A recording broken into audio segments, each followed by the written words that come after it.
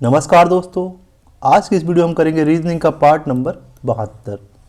इस वीडियो में दोस्तों हमने जो भी क्वेश्चन लिए सभी क्वेश्चन सेलेक्टेड और इम्पोर्टेंट लिए हैं। सभी क्वेश्चन पीएफ से किसी न किसी एग्जाम में ऑलरेडी पूछे जा चुके हैं।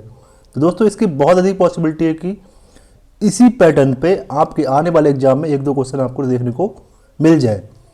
टोटल 10 क्वेश्चन करेंगे।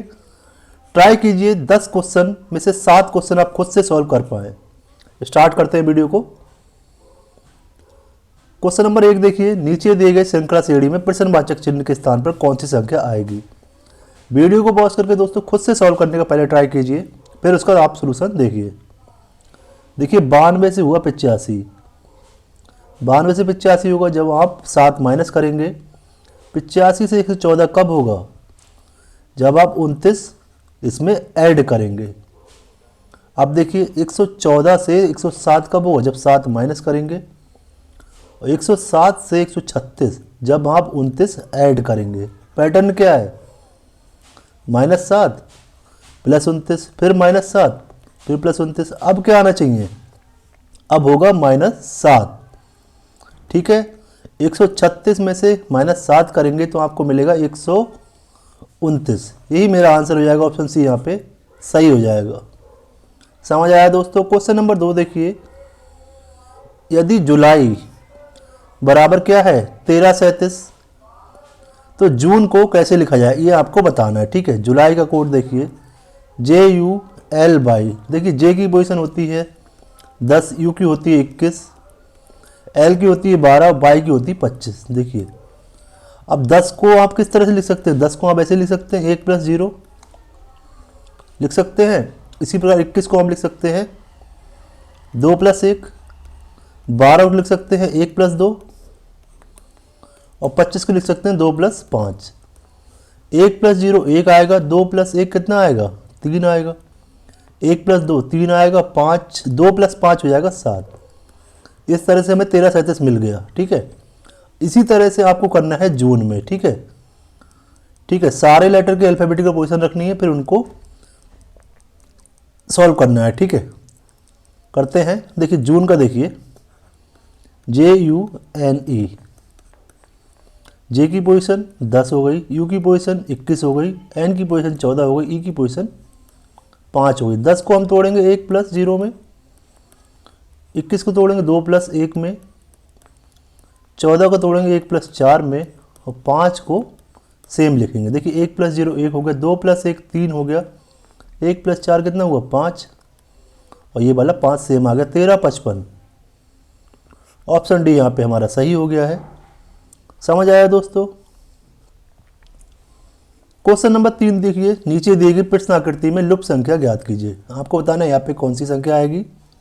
देखिए हो क्या रहा है, 3 और 5 से कैसे 225 आया ये पता लगाना है। उसी प्रकार से 7 और 2 से कैसे 196 आया।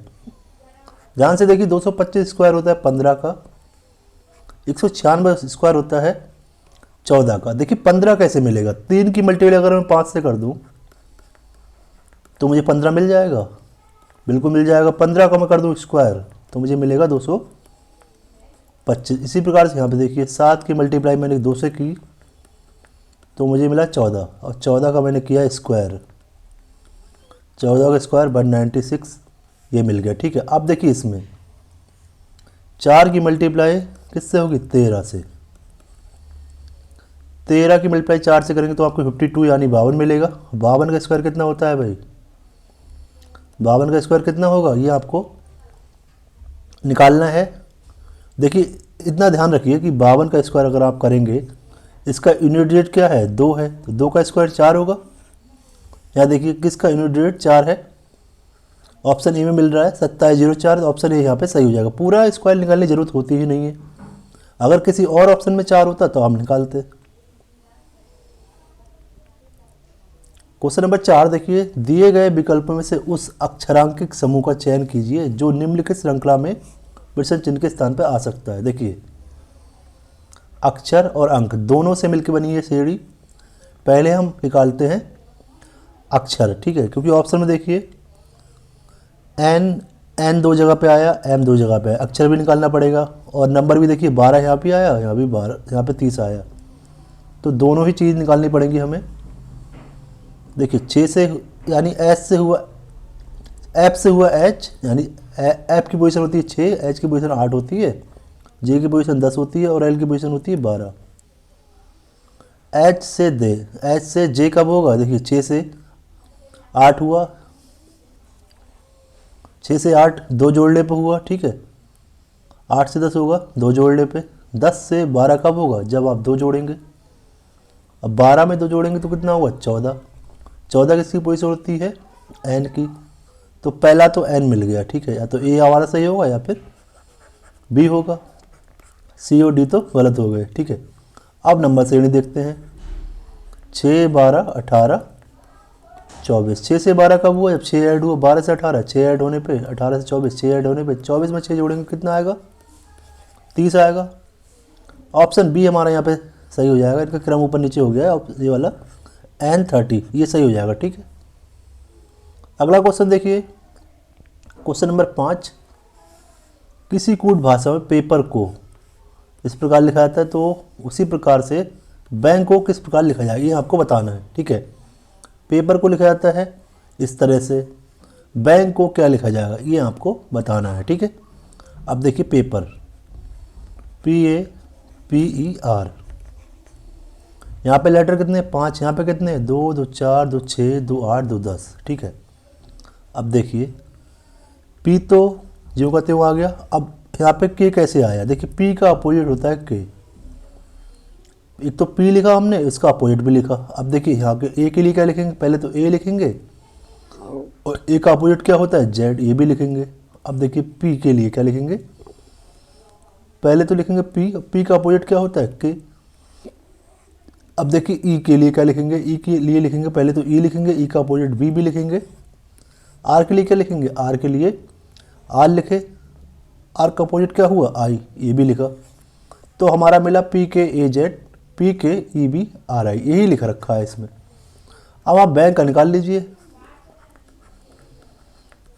ठीक है। देखिए बी पहले लिखा, बी का अपोजिट बाई लिखा, ठीक है। अब ए लिखा, ए का अपोजिट क्या होता है जेड लिखा। एन लिखा, एन का अपोजिट क्या होता है एम लिखा। के लिखा, के का अपोजिट क्या होता है पी होता है। अब देखिए कौन सा ऑप्शन सही बैठ रहा है, यहाँ भी पी आ रहा है। बी बाई, हाँ ये वाला मिल रहा है option C, B by A Z N M K P. समझ आया दोस्तों, बहुत ही बढ़िया क्वेश्चन पूछा गया है ये वाला।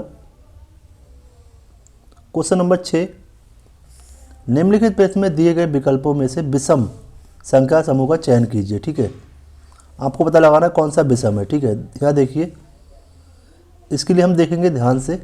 एच के बाद आई आ रहा है, ओ के बाद पी आ रहा है, डी के बाद ई आ रहा है, ए के बाद भी बी आ रहा है। अब देखिए आई से हुआ सीधे एल, आई से सीधे एल, यानी आई की पोजीशन 9 होती है और एल की पोजीशन होती है 12। 3 ऐड हुआ, यहाँ देखिए पी से एस हुआ, पी की पोजीशन कितनी होती है 16, एस की पोजीशन होती है 19। यहाँ भी 3 ऐड हुआ, यहाँ देखिए ई से हुआ एच, ई की पोजीशन 5, एच की पोजीशन कितनी 8, यहाँ भी 3 ऐड हुआ। बी से हुआ डी, बी से हुआ डी, बी की पोजीशन 2, डी की पोजीशन कितनी होती है 4, यहाँ 2 ऐड हुआ। बाकी सब में देखिए 3 ऐड हुआ, 3 ऐड हुआ, 3 ऐड हुआ, इसमें 2 हुआ, तो ये अलग है, ठीक है। ये पैटर्न को फॉलो नहीं कर रहा है, तो इस वजह से ये हमारा आंसर हो गया। Question number 7। नीचे दी गई अक्षर श्रृंखला में रिक्त पदों को पूरा करें, ठीक है। इस तरह क्वेश्चन कैसे करते हैं, सबसे पहले आप देखेंगे कितने लेटर इसमें दे रखे हैं। 1, 2, 3, 4, 5, 6, 7, 8, 9, 10, 11, 12, 13, 14, 15, 16, 17, 18, 19, 20, 21, 22, 23, 24, 24 दे रखे हैं। अब देखेंगे पेयर बना के कितनों के पेयर बन रहे हैं, ठीक है।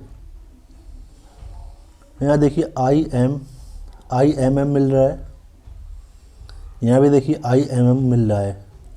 कितने लेटर हैं इसके बाद, 1, 2, 3, 4, 5, 6, 7, 8, 8 के पेयर बनने की संभावना है। देखिए क्योंकि यहाँ मिल गए ना आई एम एम, यहाँ भी आई एम एम है, तो 3, 2, 5, 6, 7, 8।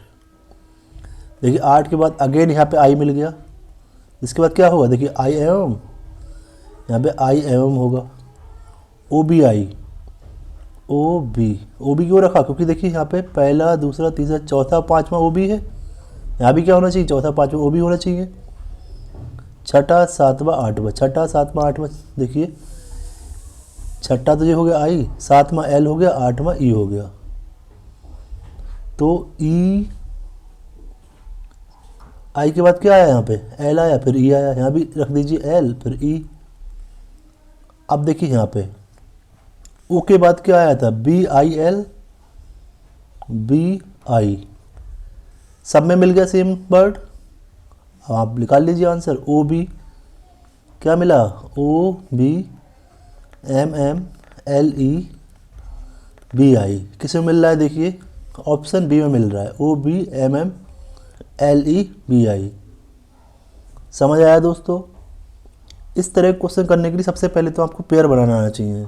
सबसे पहले लेटर गिने, फिर पेयर बनाए, पेयर बन गए, आपका आंसर आ गया, समझ लीजिए। क्वेश्चन नंबर 8, नीचे दिए गए विकल्पों में से संबंधित शब्द को चुनिए। देखिए चेचक और विषाणु के बीच जो संबंध है, यही पेचिश का किससे होगा, ये आपको बताना है। देखिए चेचक जो बीमारी है वो विषाणु से होती है, ठीक है, विषाणु यानी वायरस से होती है। पेचिश किससे होता है? पेचिश दोस्तों होता है प्रोटोजोआ से। प्रोटोजोआ, इसका ऑप्शन ए यहाँ पे सही हो जाएगा। क्वेश्चन नंबर 9 देखिए, ए और बी डी की संतान है, ए का पिता कौन है? इस प्रश्न का उत्तर देने के लिए कथन 1 और कथन 2 में से कौन सा कथन आवश्यक है? ठीक है, एक तो चीज़ ने ये बताई कि जो ए है और बी है वो किसकी संतान है? वो डी की संतान है। ये नहीं बताया डी जो है वो ए और बी का पिता है या फिर माता है। ठीक है, ए और बी बहन भाई हैं, या फिर ए भाई हो सकता है या फिर बी भाई या बहन में से कुछ भी हो सकता है। कथन 1 और 2 का प्रयोग करते हैं। देखिए कथन ए में क्या दे रखा है? सी ए का भाई है। ठीक है, सी जो है वो ए का भाई है और ई का पुत्र है। सी जो है ई का पुत्र है। अभी माता है या पिता है कुछ नहीं बताया इसमें, तो इससे तो हमें मिल नहीं रहा। हम प्रयोग करते हैं ऑप्शन जो दूसरा कथन दे रखा है इसका प्रयोग करके देखते हैं।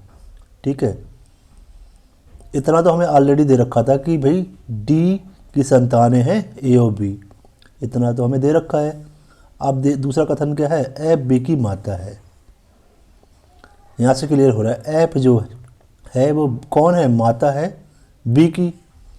भाई एक माता हो गई तो दूसरा कौन होगा? दूसरा जो होगा वो पिता होगा। डी पिता हो जाएगा किसका? ए का। हमें केवल कथन 2 से ही मिल गया, कथन 1 की जरूरत ही नहीं है। आंसर आया केवल 2 से हमें आंसर मिल रहा है। अगला क्वेश्चन देखिए, क्वेश्चन नंबर 10, यदि प्लस का अर्थ क्या है? मल्टीप्लाई, माइनस का अर्थ क्या है? भाग। मल्टीप्लाई का अर्थ है माइनस और भाग का अर्थ क्या है? प्लस। अब इसका हमें सॉल्यूशन करना है, करते हैं। 9 8 8 4 9। देखिए अब 9 और 8 के बीच प्लस का चिन्ह है, क्या हो जाएगा? मल्टीप्लाई। ये भाग क्या हो जाएगा? प्लस हो जाएगा। ये माइनस क्या हो जाएगा? भाग हो जाएगा। और मल्टीप्लाई क्या हो जाएगा भाई? ये हो जाएगा माइनस। बॉड मास से सॉल्व करेंगे। सबसे पहले हल करेंगे डिवाइड को। 8 को डिवाइड करेंगे 4 से तो कितना आएगा? 2 आएगा। 8 की मल्टीप्लाई 9 से, 9 की मल्टीप्लाई 8 से की, 9 8 72 हो गया। और 2 में से 9 को माइनस करेंगे तो कितना आएगा भाई? माइनस का 7 आ जाएगा। 72 में से 7 को माइनस किया तो कितना मिला? 65। ऑप्शन ए यहाँ पे सही हो गया दोस्तों। समझ आया दोस्तों?